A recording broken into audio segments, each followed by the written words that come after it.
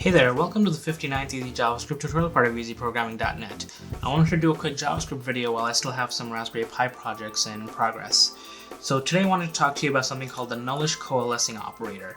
If you ever worked with the logical or the logical AND operator, this would be really familiar. Nullish Coalescing Operator was introduced very recently in ECMAScript 2020, so you want to make sure, if it's not working for you, you want to make sure that your browser is compatible. It works with Chrome 80+. At the time of this recording, I have Chrome 86 point something, so it does work on my browser. And I'm just going to do a really quick introduction to, or a really quick overview of logical and logical OR operators, to talk a little bit about truthies and falsies and what a Nullish Coalescing Operator is. So instead of working in an IDE or JS Fiddle, I'm going to work in my browser's JavaScript console directly. I think it's simple enough to do this here. So I'm just going to declare a constant called website. I'll have it pointed to easyprogramming.net so that we have something to output. When you're working with the logical AND operator, how that works is you put two ANDs and website. So if the left-hand operand is a truthy value, which is pretty much any valid value that is not a falsy value, which I'll talk about in a second, it will output the right-hand operand, so which in case is website or easyprogramming.net. If the left-hand operand is not a truthy value, or if it's a falsy value, then it'll output the left-hand operand. The logical OR operator works similarly, but it's the opposite. So if you have a truthy value on the left-hand operand, it'll output the left-hand operand. If you have a falsy value, it'll output the right-hand operand. And falsy values, there are 8 of them.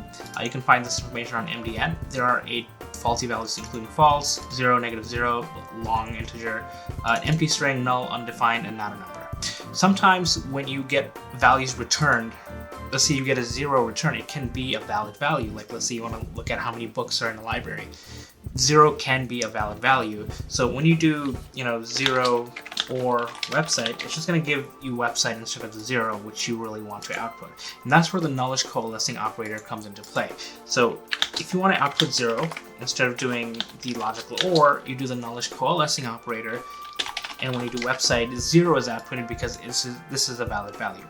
The Nullish Coalescing Operator only works on nullish values, which they define as null or undefined. So unless the value you're getting is null or undefined, it will be a truthy value and it will output the left-hand operand. So this is like a really quick way of doing logic when you're evaluating values on your website.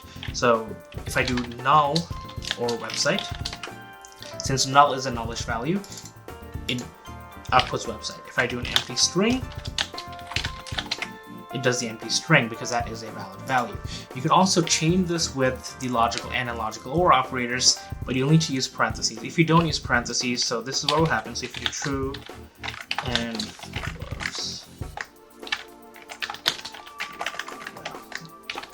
false and we do website, this will actually give you an error saying unexpected token. So if you want to fix this, you can do parentheses, just change the order of operations so that this is calculated first, and then the value of this is calculated against website, and it works. So you can get the values and you can chain them as much as you want.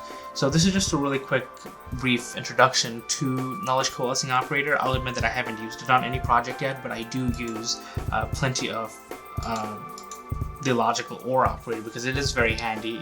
I get a value. If it's not the value I'm expecting, if it's not a falsy value, just output something else, which is extremely helpful.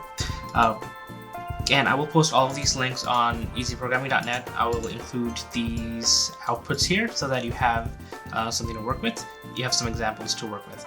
If you have any questions, do ask. Remember to subscribe. Come back for more JavaScript, more Raspberry Pi tutorials. I have more in the works. And if you want to support me, you can go to patreon.com/Nazmus. Look me up. And hope you have a good one. Thanks for watching.